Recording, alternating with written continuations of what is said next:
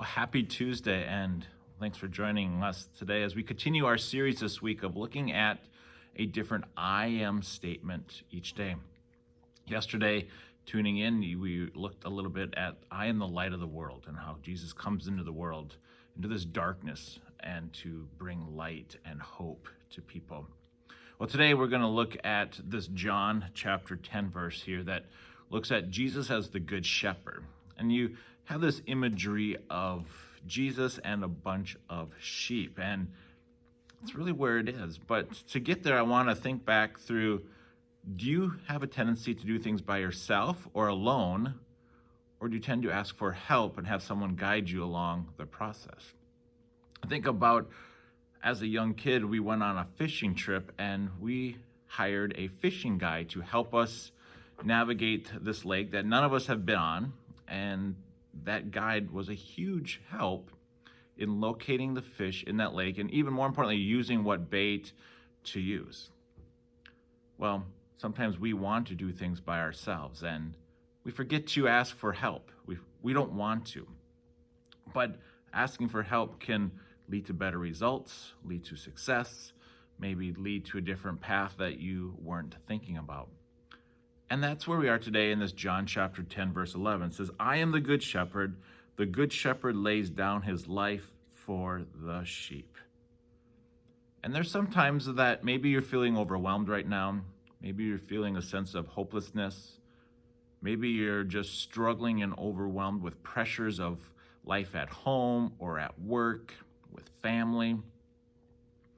And sometimes we have to release that control that we want to have and turn it over to someone else. Have someone else help us to guide that process and to guide the decision making. And that person for us in our lives can be Jesus. Again, as that shepherd who guides his sheep to safety, who guides his sheep to food and to shelter, he's doing that for you. He's giving you that sense of direction, that sense of peace, and that sense of comfort.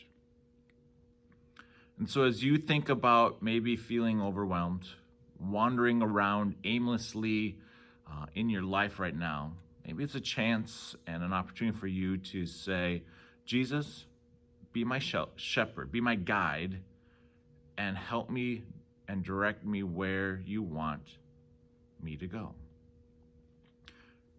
As you think about that imagery of John chapter 10 and Jesus being this good shepherd, we also have this opportunity to think about Psalm 23. Psalm 23, again, is a psalm that looks at this shepherd and what he does for us. And as I wrote some notes here, I'm going to just read you some notes that I wrote down as looking at Psalm 23. What does Jesus give to us? And I'm just going to give you 5 things that I pull out when I look at Psalm 23. And it's a psalm that you maybe want to read after you're done watching this too. But these are my 5 points that the psalmist says God can do for us. Number 1, he provides for us. God will provide.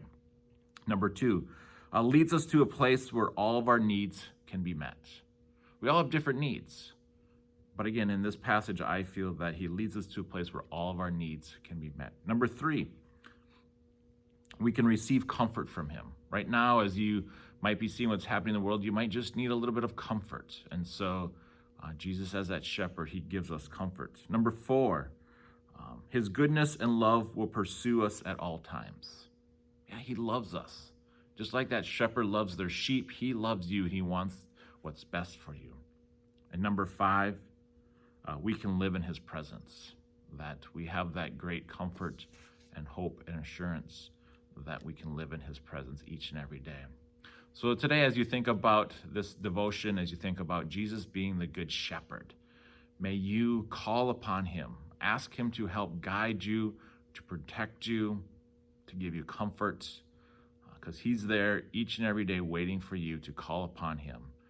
And just like a shepherd would to his sheep out in the fields, Jesus, our good shepherd, will attend to us and keep us safe in his arms. Have a great week.